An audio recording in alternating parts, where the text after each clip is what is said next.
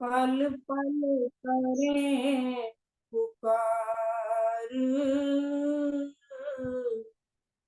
आज्ञाकारी होए के तू भटके पाट उघाड़। अभी हम सुन रहे थे कि एक विकार भी, बहुत अच्छा सत्संग हुआ आज, की एक विकार भी अगर हमारे अंदर आ जाता है तो दूसरे विकार साथ साथ अपने आप आ जाते हैं।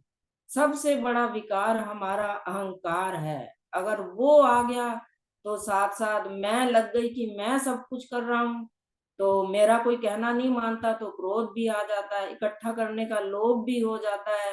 काम, क्रोध, लोभ, मोह, मोह भी अहंकार करके ही है। सबसे बड़ा विकार अगर हमने अहंकार को मिटा दिया तो सारे अवगुण अपने आप धीरे धीरे खत्म हो जाते हैं। ऐसे ही गुरुदेव ने इन पांचों को मिटाने के लिए पांच नियम हमें बड़े सरल तरीके से बताए हैं। सादगी, सेवा, सत्संग, सिमरन। बहुत अच्छे तरीके से अगर हमने एक नियम भी पूरा अच्छे तरीके से अपना लिया, सादगी को ही अपना लिया, तो सारे नियम अपने आप धीरे धीरे आ जाते हैं। और अगर सिमरन का अभी बताया गया कि अगर हमारे अंदर सिमरन नहीं है प्रभु के नाम का, तो कोई भी विकार हमारे अंदर से गायब नहीं हो सकता। जब तक हम नाम का सिमरन करेंगे, नहीं करेंगे नाम का सिमरन, तो कोई भी विकारों को, हम किसी विकार को भी दूर नहीं कर सकते जब तक सिमरन मन में नहीं। तो गुरुदेव ने एक लाइन में बताया है कि वृत्ति को अंतर्मुख करना ही महान सत्कर्म है। देखिए गुरुदेव एक लाइन में क्या बता रहे हैं। वृत्ति यानी बुद्धि को जब तक हम अंतर्मुख उस ईश्वर के साथ बुद्धि को अपनी नहीं जोड़ेंगे, तब तक कोई भी कार्य हमारा सिद्ध नहीं होगा। कह रहे हैं हम कितने ही संसार में सत्कर्म जोड़ते हैं कि ऐसा कर लूं ये सत्कर्म है, वैसा कर लूं ये भी सत्कर्म है। सत्कर्म को हम जोड़ते रहते हैं, लेकिन गुरुदेव ने महान सत्कर्म बताया है नाम सिमरन को। तो आज हम एक प्रश्न उत्तर से समझेंगे गुरुदेव के कि ग्रस्त में रहते हुए इस संसार बंधन से निकलने का सहज उपाय क्या है। तो गुरुदेव क्या बता रहे हैं इस सहज उपाय में। किसी प्रेमी ने प्रश्न पूछा कि महाराज जी, प्रभु ने कैसी सृष्टि की रचना कर रखी है, एक का स्वभाव दूसरे जीव से नहीं मिलता। हम सब ये देखते हैं, ध्यान से सुने कि प्रश्न क्या है। प्रभु ने कैसी सृष्टि की रचना कर रखी है, एक का स्वभाव दूसरे जीव से नहीं मिलता। भाई भाई के, पिता पुत्र के, पति पत्नी के जो बड़े नजदीक के रिश्ते हैं, उनके एक दूसरे से विचार नहीं मिलते। कोई सात्विक स्वभाव का है, हम खुद देखते हैं, हम एक गुरु को मानने वाले भी होंगे पति पत्नी, लेकिन विचार फिर भी कुछ ना कुछ अलग होंगे। हम कुछ अलग विचार रखेंगे, उनका कुछ अलग विचार होगा, तो हमारे विचार नहीं मिलते। कोई सात्विक स्वभाव का है, कोई राजसी और तामसी का। ऐसे जीव कैसे मुक्ति को प्राप्त हो सकते हैं। देखा जाए तो जीवों की पैदाइश व फना का कोई ठिकाना नहीं। लाखों जीव मरते हैं और इससे कई गुना ज्यादा पैदा हो रहे हैं। बाकी योनियों को छोड़िए, मनुष्यों का भी कोई शुमार नहीं है। ऐसे विचार चक्कर में डाल देते हैं। ख्याल पैदा होता है, हमारी गिनती किस तरह और किस में हो सकेगी। ग्रस्त में रहते हुए इस संसार बंधन से निकलना बहुत ही मुश्किल है। हम सबका यही प्रश्न होता है, कृपा करके कोई सहज उपाय बताएं ताकि इस चक्कर से निकल सकें। तो गुरुदेव क्या उत्तर दे रहे हैं, ध्यान से सुनना है। बहुत एक ही इस प्रश्न उत्तर में बहुत सारे विचार हमें मिलेंगे। श्री महाराज जी ने फरमाया, प्रेमी जी, जीवों का शुमार कौन कर सकता है। जीव वासना रूपी रस्सी में बंधे हुए ऊपर नीचे होते रहते हैं। ना वासना को खत्म करने की कोशिश कोई करता है, ना जन्म मरण का सिलसिला खत्म होता है। जीवों की कई तरह की पैदाइश होती है। कोई कैसे हमारा जन्म हुआ सुनिए। कोई बादलों के जरिए योनियों में आ रहे हैं, कोई फलों के जरिए, कई का ठिकाना अनाजों में बन जाता है। जब जीव इन चीजों को ग्रहण करते हैं, वीर्य रूप में स्थापित होकर फिर संयोग होने पर शरीर धारण करते हैं। कोई मनुष्य की योनि धारण करते हैं, कोई पशु पक्षी की, कोई जड़ योनि धारण करते हैं। बेअंत प्रभु की माया है। वीर्य में अनगिनत तादार में जीव जमा रहते हैं। कई तरह से जीवों के अंदर प्रवेश करते हैं। स्थावर रूप में सुषुप्ति अवस्था जड़ जोनियों की तरफ ले जाती है। जागृति अवस्था वाले मनुष्य देही में आते हैं। स्वप्न अवस्था वाले पशु पक्षी योनियों में जाते हैं। उन्हें ही तामस, सात्वक, राजस कहा जाता है। कह रहे हैं सतोगुण की तरफ जो जीव सतोगुण की तरफ चलता है, चाहे वो पशु पक्षी है या किसी योनि में भी है, अगर पेड़ योनि में भी है, वो दूसरों को छाया दे रहा है, पशु पक्षी है तो वो बहुत सहज स्वभाव में रहते हैं, तो आगे जाकर वो मनुष्य देही को प्राप्त होते हैं। सात्विक बुद्धि वाला मनुष्य देही में ही आएगा। इन तीन अवस्था से पैदाइश होती है और इनके मुताबिक ही स्वभाव बनते हैं। बाज मिले जुले भी स्वभाव होते हैं, मसलन सात्विकी, राजसी, तामसी वगैरह। जितने भी शरीरधारी जीव देखने में आते हैं, सब के सब सत स्वरूप को भूलकर भटक रहे हैं। कोई कोई ही ऐसे जीव होते हैं जिनके अंदर सत्संग, सेवा, सिमरन करने और आत्म दर्शन का चाव होता है। क्या कह रहे हैं? कोई कोई जीव होता है, सबके अंदर ये बात नहीं होती कि मैं सत्संग में जाऊं, सेवा करूं, सिमरन करूं, आत्म दर्शन का चाव किसी किसी में होता है। इनमें कोई खास जीव होते हैं जिनको अपने स्वरूप का ज्ञान होता है। वह संसार में आते ही प्रभु भक्ति में लग जाते हैं। मसलन नानक, कबीर, राम, कृष्ण जैसे संसार में आकर उच्च स्थिति को हासिल करते हैं। देखिए, जैसे महाराज जी थे, 3 साल की आयु में ही प्रभु भक्ति में लग गए। तो वही बता रहे हैं, कोई कोई जीव ऐसा होता है, प्रारब्ध से ही उसको ज्ञान होता है और उच्च स्थिति प्राप्त कर लेता है।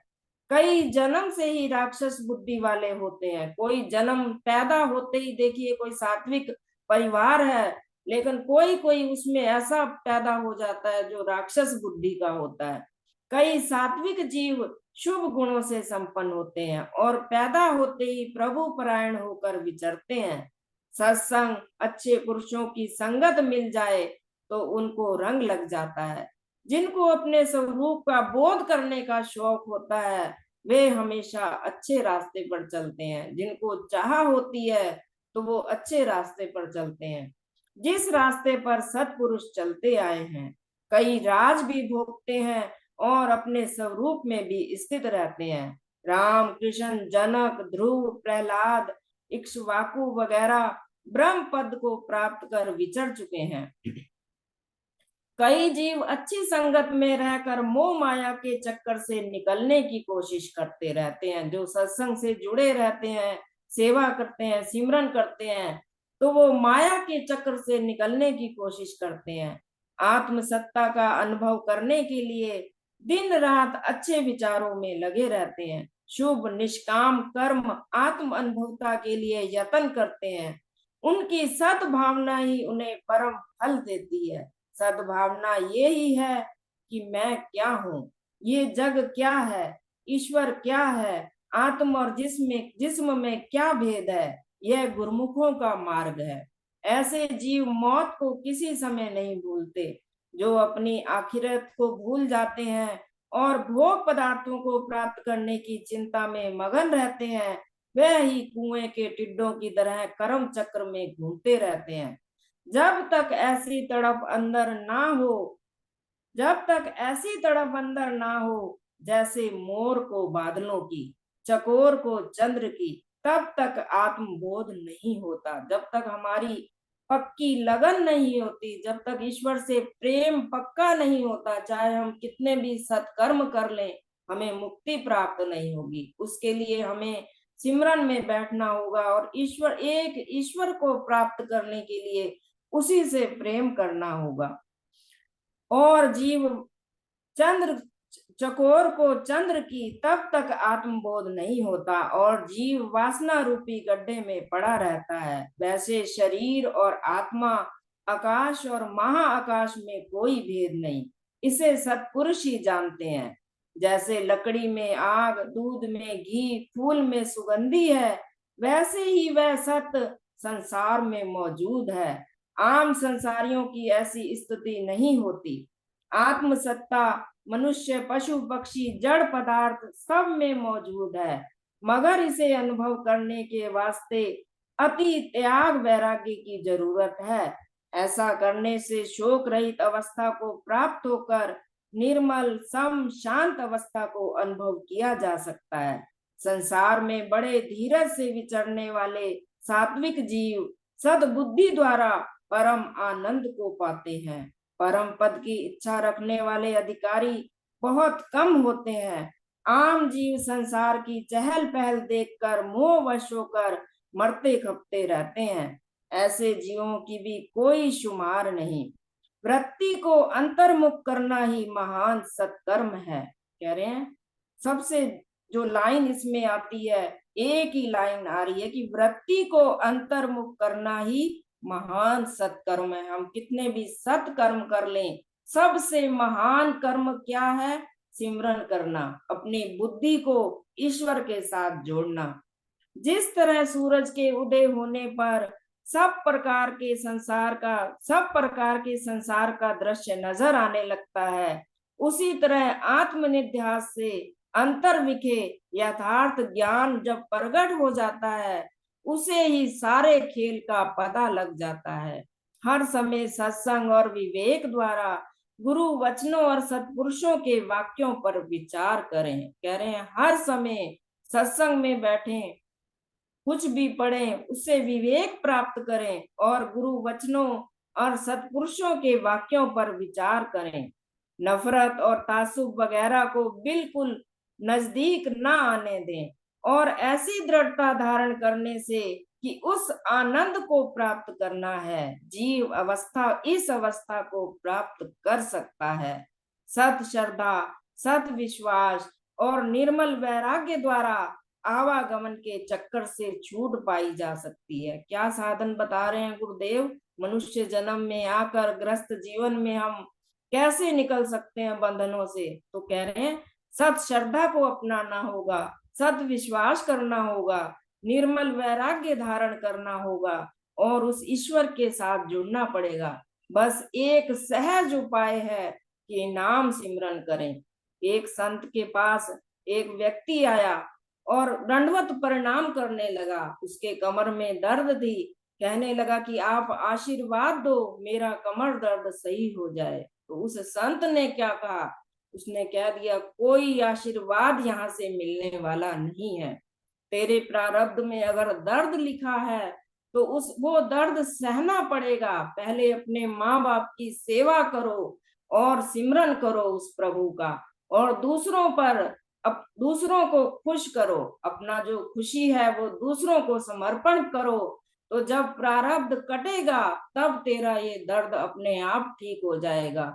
चाहे तू कहीं पर भी चले जा, कोई अंगूठी पहन ले, घोड़े की नाल पहन ले, कई पंडितों को दिखा ले, तेरा दर्द कभी सही नहीं होगा, क्योंकि वो प्रारब्ध में लिखा हुआ है।